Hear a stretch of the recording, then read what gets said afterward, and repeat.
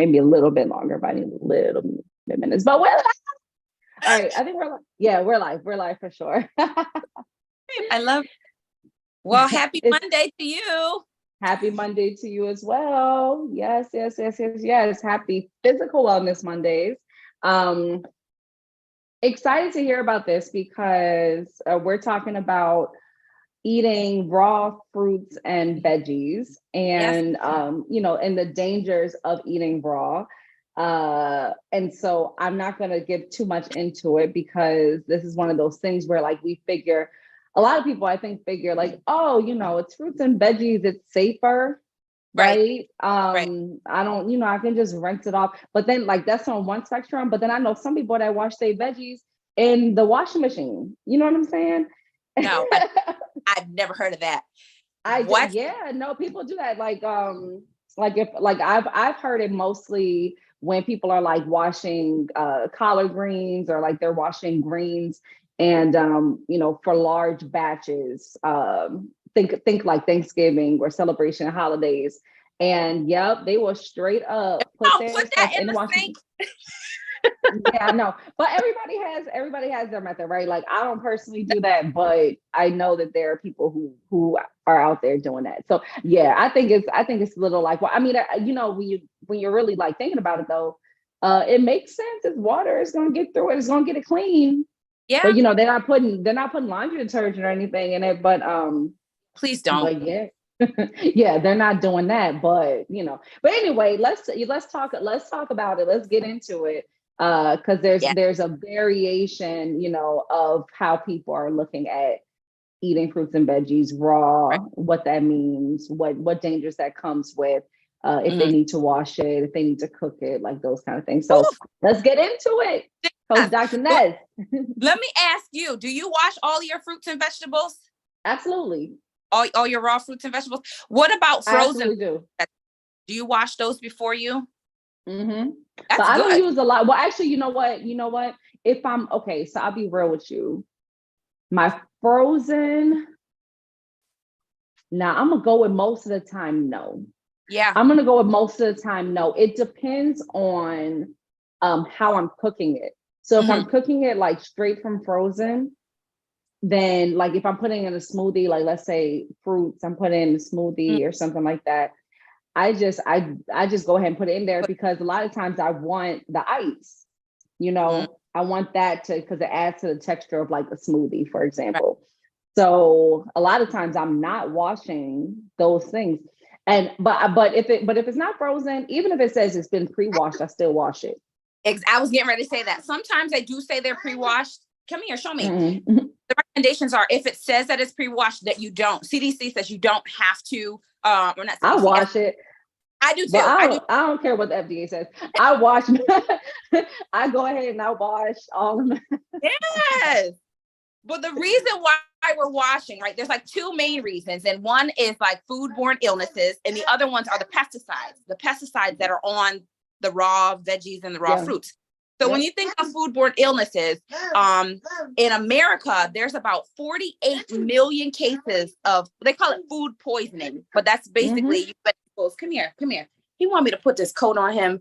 That's basically means you've been exposed to either a harmful bacteria, sometimes they're virus, and even parasites. Sometimes they get in that, right? So when they say foodborne illnesses, it could be any one of those three things that has come in contact with the fruit or the vegetable or whatever it is that you're going to eat, right?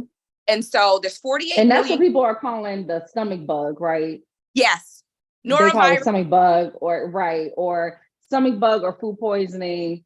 It's just a matter of what virus or bacteria is all up in your system. Okay. That's basically what it is. And I just want to clarify that for the audience, right? Because they're like, what? I'm like, that's what your people end up calling the stomach bug.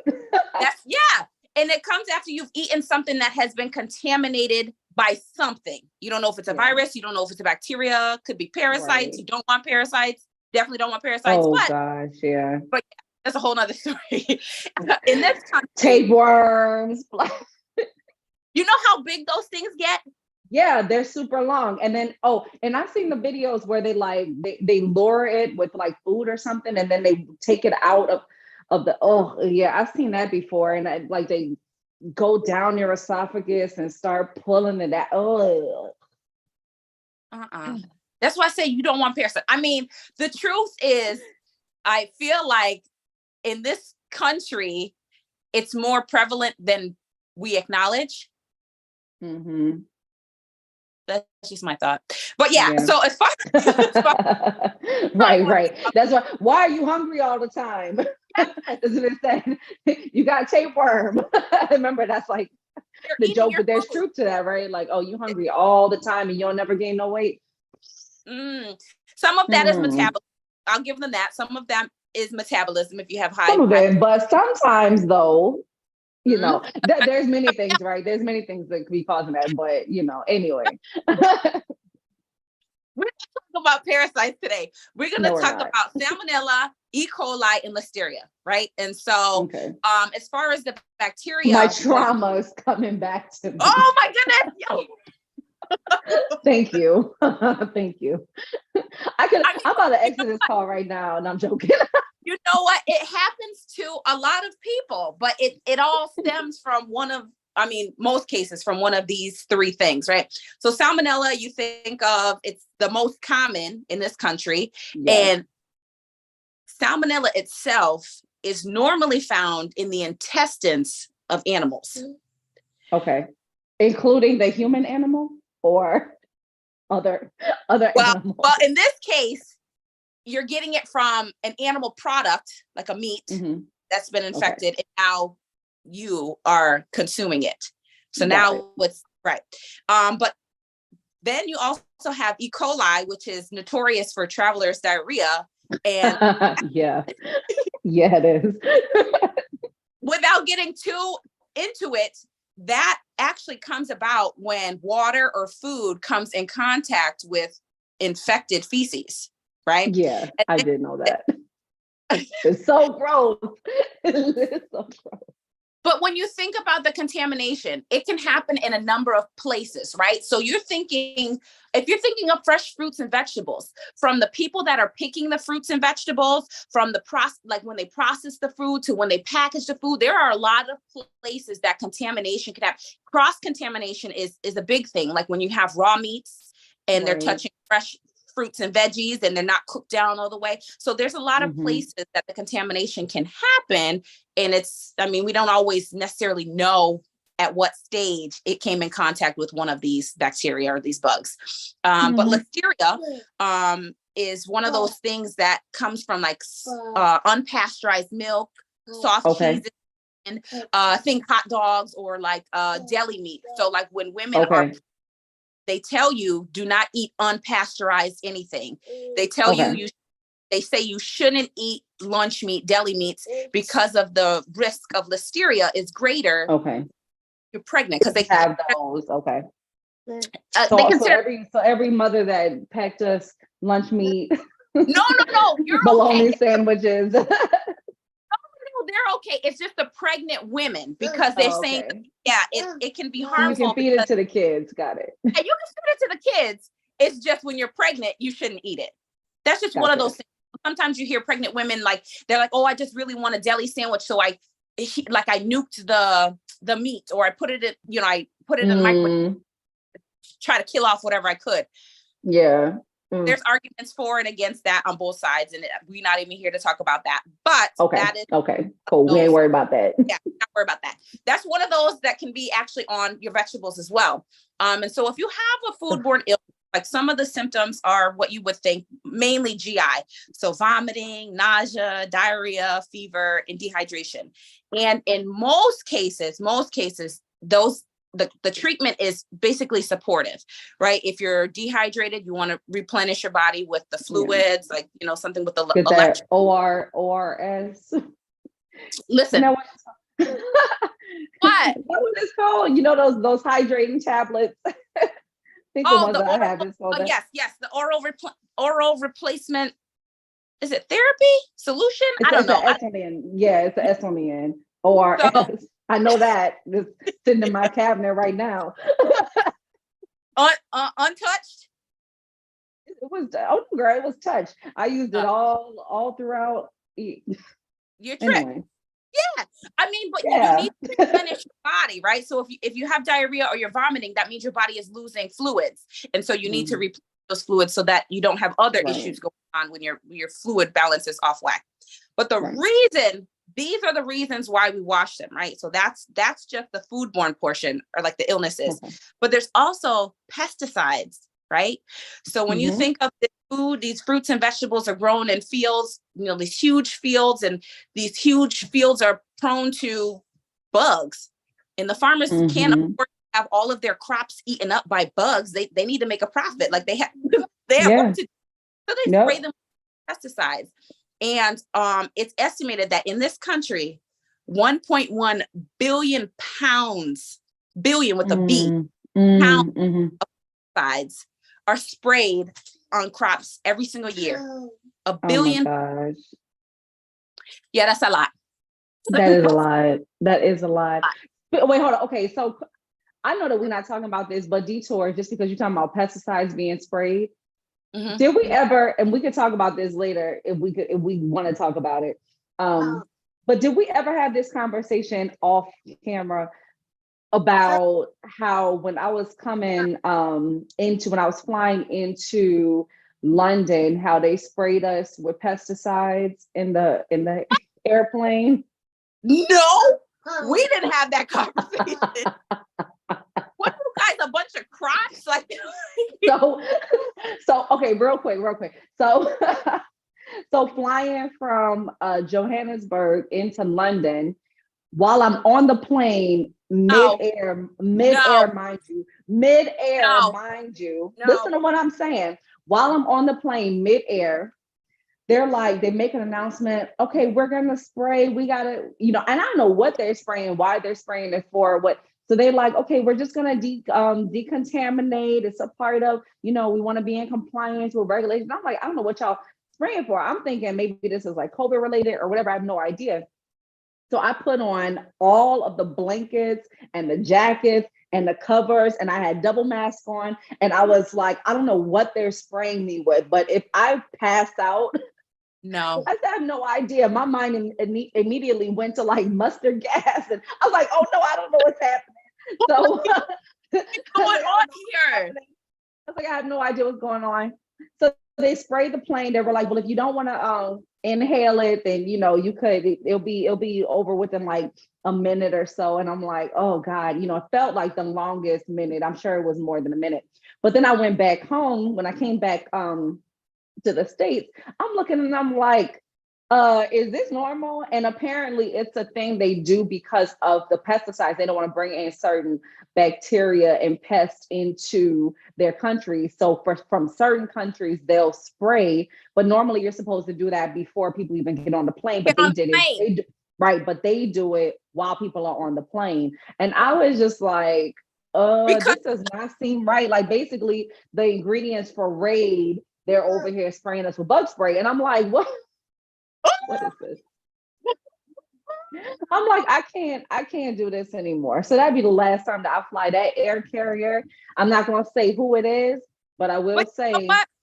I'm wondering, that I think you said it right. It's specific countries. They don't do that for all countries. no, they So if you're don't. flying in from a certain country that either has been known to have invasive species of pests, or bugs, Mhm. then that's probably why they do it. But I don't understand why do it while we're in the air as opposed to while we're on the ground where there's more air to circulate.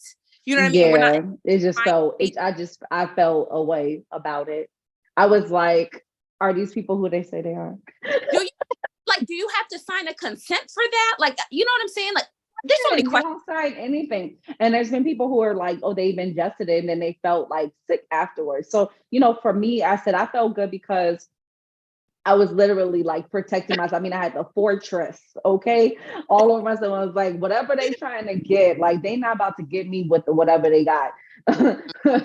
Cause I'm not trying to have none of that. But That sounds right. but anyway, I just had to bring that up because I wasn't sure if we had that conversation. But yeah, so pesticides that are on the crops. That's why we're It's washing also them. very Right? dangerous. Yeah, That's why we're very, washing. very dangerous. And it's over 70% of non-organic produce has residue of pesticides still on it by the time it gets to the store, over 70%.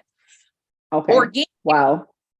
Organic, depending on your definition of organic, because remember we talked about this months ago, how that's not really regulated, and depending on what the process uses or doesn't use chemicals, it can be considered organic, even if it does use that. So depending on their definition or whatever definition they're using. So they did a study that did say that the organic grown does have less, but it doesn't mean it doesn't have any pesticides on it. So you're still supposed to be washing your organic fruits and vegetables. And so basically the reason why we want to shy away from pesticides is because, I don't know if you know, but pesticides are agents that are meant to kill bugs, right? But they disrupt our endocrine system, right? They disrupt our reproductive system. Sometimes long-term exposure, that's why they have these class action suits for these farmers who've been exposed to these pesticides that they didn't know were cancerous or cancer causing, or, you know, so for women, it can affect your fertility if you've been exposed to pesticides, large amounts over an extended period of time. It's a large amount. I don't know if they've quantified that, but it can hormones, right?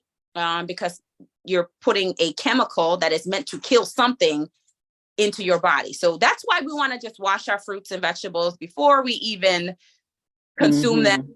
And if you've been exposed to pesticides, sometimes those do have they can cause developmental delays in children. So, well, also so I'm thinking about I had an aunt, you know, who passed on long before I was even born. And the reason why is because she ate some strawberries with some pesticides on them, with some poison on it, and that got her at the end. So, you know, but this is you know, in the country, in, you know, rural Louisiana, you know, just going, oh yeah, there's a strawberry field, let me go pick a strawberry, you know, and the kids don't think anything of it. So, you know, but then when you go back, you know, you get sick, you have an adverse reaction to it, and then you just don't make it through. So, you know, I think it's something to keep on everybody's radar. One of the things that it is possible to have that kind of reaction to, you know, to a pesticide or, you know, to any kind of poison. Absolutely. And so basically they did a study of like, okay, what's the best way? You said some people do the dishwasher, some people do the sink. I've heard of lemon juice. I've heard of vinegar, right? I've heard of a whole bunch of methods. They also have like these produce washes, and I'll talk about each and every one of them. But the best option, and all people agree, is just running water, and you're just washing it all sides, every crevice. Sometimes they actually have these brushes, like, so if you have like a potato or something with like rougher out exterior, you can use a little brush, but you're only doing it over or under running water. Got it. Little exfoliation. Open it up a little bit. Little spot treatment for our fruits and vegetables. Little bit. You can also do, I've seen vinegar and water. So if you're going to do vinegar and water for like the soaking, you only do 1 part to 3. So it's 1 to 3, 1 part vinegar to 3 parts water. You want majority of it to be water, because you don't want the vinegar taste to be in the fruits or vegetables that you're soaking. But you would usually do the vinegar rinse, or some people do like lemon juice rinse. That's if it has like waxy, like outside, you know, sometimes the fruits and vegetables, they put that wax on the outside to make it look pretty in the store. So if but it sells, right? People want fruits that look good. They don't want the bruised ones. They want the shiny ones where the light reflects off of it. If you're gonna, they shiny on the outside, bruised on the inside, though, a lot of times. That's true. It's true. It's true. And remember when we were talking about the genetically modified or genetically engineered foods, they have these modifications that make them less likely to bruise. So that's one of the sciences that they've put into the fruits and vegetables to make them less prone to bruising. But that's a whole nother story. Good Lord. You're going to soak them in the vinegar and water or the lemon juice and water. Do not exceed 15 minutes, because our fruits and vegetables are very porous, which means they absorb what's the things that are on the outside. So if it's just sitting in vinegar and water, for too long, it could kind of take on the taste of the vinegar. We don't want that. You get pickled apples and Yeah. nasty. So just put it in a big bowl, put it in your sink for no more than 15 minutes. 10 minutes is good. 5-10 minutes is good, but no more than 15 minutes. They also have like the produce wash. In some stores, you'll see it right by the produce where it's like, oh, get this to wash your fruits and vegetables. Okay. They're commercially available, but they're not really But regulated. water is free. Yeah, seriously. They're not really regulated. They can make a lot of claims on the outside. And if you read them, they all have the proprietary solution. So you don't know really what's in it. And they'll tell you after you use that to wash it with water anyways. So, oh, okay. Weird. Yeah. so just do the water. That's all you need. Run it under running water. You can use a brush if you need to. And I think there was something to tell you about the commercially available stuff. Oh yeah, that is not really regulated, right? They can make a lot of claims on outside, and it's they can say a lot of lies. A lot of lies. And always, and this is something I didn't know, but after reading, I was like, ugh, it kind of makes sense. After you've washed your fruits and vegetables, you have to dry them, regardless of what you're going to do with them next. You have to dry them, because just think about it. You're washing away the germs, and now the germs, say the germ, wash it away. Now it's in this droplet of water, but then you go eat it right away. Yeah, you're just eating the germs back in. So you just make sure they're dry. And also, I should have said this beforehand. Before you start to wash your fruits and vegetables, always wash your hands, because we have germs on our hands. So you wash your hands first, dry your hands, and then I know it seems like redundant, but you want to make sure that sometimes we have dirt underneath our nails, all that stuff. Nails. But the reason, does it matter if it's, I'm sorry, look, quick question. Does it matter if it's hot water or cold water? All the resources say cold water. I don't know what the reasoning is. Okay. That's good to know. That's good to know, because the people always, I don't know, I grew up talking about when you wash your dishes, for instance, you got to wash it with hot water. Yep. Yeah. But the fruits, it says cold water for the fruits and vegetables. I don't know what the reasoning is, but every single source that I was able to get access to also cold water. Running water. All right. Well, now we know. Now we know, community. Now we know, family. But I also, this is going to be real quick. I just want to say, right, the reason why you're talking about this is because I got word that there was a product recall on some strawberries, frozen strawberries, right? And was regarding hepatitis A, which, if you don't know, is a virus that affects your liver. Crazy. Yes, it affects your liver. And you're like, hepatitis A and frozen vegetables. So I will just say it serves us to every now and then just visit the FDA website to see the recall. They're in order. Like the most recent one is always going to be at the top when you first click onto the FDA website. And just it'll tell you going on to the FDA website right now. Do it. Yeah. I mean, it'll tell you the date of the recall. It'll tell you the brand name, what is packaged under, who manufactures it. And a lot of times different brand names use the same manufacturer. People don't know that, but now they do know. It'll tell you of the product. Okay. Was it a brownies? Was it bread? Was it pet food? Right. It'll tell you the product type. Was it a food and beverage? Was it drugs? Was it a medical device? Because FDA regulates those as well, certain ones. And then it'll tell you the reason for the recall. Now that is super, super important, because you want to know, okay, well, why is it? It's always for the patient safety or the end user safety. That's why they have these recalls. But it's important to see, like you'll see some that have contamination of NMDA, which is a cancer-causing or known cancer-causing agent, which a lot of the manufacturing drugs, like medicines, have lately finding those, what they call impurities in those drugs. Okay. A lot of them. Or it'll say like, oh, it was exposed to some kind of peanut or some kind of allergen. Or it'll say it was contaminated with listeria, the one I was, hepatitis A, like a lot of bacteria. I'm on this site, and there are 850 recalls currently from this year. Yeah, and gosh, yeah. We're only in March. We're only in March. We're only in March. And so I will say, whenever you go on that website, if you see something, you're like, oh, like for us, I do the frozen strawberries, and it tells you what stores it went to. And I'm like, hey, I shop at that store, Trader Joe's, Nationwide, states that they went to. You have to click on the links. It'll tell you the states they went to, the stores they went to, what product name it was found under, the use by date, or like the expiration date. Like, so if you have a product and you're like, oh, okay, this was August of 2025 and all of those lots were recalled. Oh, that's another thing. The lot numbers too, and check all of the products, because I'm telling you, it's like there's so many out there, but it's not like they have like a news flash where everybody's like, oh my gosh, did you know? You only know about it if you have access. If you're checking. Yes. If you're checking for it. And it's like, you would think things like that would be more widespread, especially the hepatitis A, right? Because that can cause liver failure if it progresses, and if it's an immunocompromised person or a young child. I mean, children usually get vaccinated against it, in your childhood, but in the event that the child wasn't and they were exposed to hepatitis A, you're like, how? Yeah, I just found it. I just found it on the. Well, that's what I'm like. Yes. And you see all of the different stores it went to, all of the different states. And then for Trader Joe, they couldn't even tell you which specific states. It just says nationwide.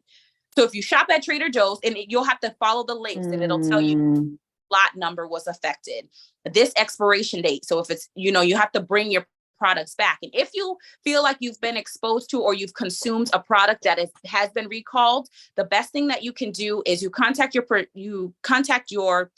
doctor right away. Let them know.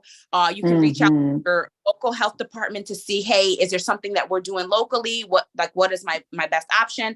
And make sure you go back to that store and get your money back for those products, because I mean, you didn't know, they didn't know, but it's not, you don't have to eat the cost of consuming a contaminated product that could potentially risk. So yeah, absolutely. Always contact if a product you normally buy or bought or consumes was recalled. But yeah, that's what I want to say. Wow. Yeah. Every now and then, there's a lot on there, but every now and then it doesn't hurt. And a lot of times the FDA, they keep these records, but they're not all inclusive. They only have certain products up there, and they only get the information if the manufacturer put out a press release and they got access to it. So not all. Yeah. You know what I see in our future? A retreat focused on how to grow your own food. Oh, yes. That's what I see in our future. Yeah. Okay, we can talk about that. And so like community, actually, you know what? Listen, fam, for all of our Dollar Growth Club members, if you all, and actually for everybody, this is a little poll, can you put it out there? If you would like for me to develop a retreat to organize and curate, folks, bring folks together who can teach you how to grow and cultivate and be self-sustainable with your own produce and things of that nature. Can you please let me know? Because I will put my time and energy into that, because I think that is something that a lot of times that, Ness, when you and we had these conversations, I feel like a lot of it points to, we can keep ourselves and our family safe if we are growing our own foods. Yeah. And it doesn't take a lot of effort. You know what I mean? Like, we put more effort in other things than our own health a lot of. Yeah. I'm all for it. You're for it? Okay. I'm about to grow this garden, because ain't no way. Yeah. And how to do it indoors too, right? Like how to do something if you're living in an urban environment, because some people, they're living places where there's like tons of land, or they have a backyard, or they have something where they can have some land. And some people are living in apartment buildings and, are like, okay, can I grow some food indoors? And there are ways to get around all of those things. So, all right, we're gonna figure it out. I don't know when, but like, the idea, we can cook it up. Yeah, like that for sure. All right, good. We'll talk about it. Yes, all right, y'all. Was there anything else that we needed to do to discuss before we?